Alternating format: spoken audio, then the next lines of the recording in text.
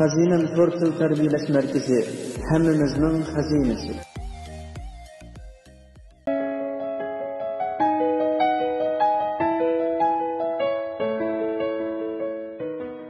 Men boshqalarning yuragini og'ritishni xohlamayman. Boshqalarning menga qilganlarini ko'rmasga silib, unutishga tirishaman. Men o'zim anglashni xohlamagan gapni boshqalarga demayman.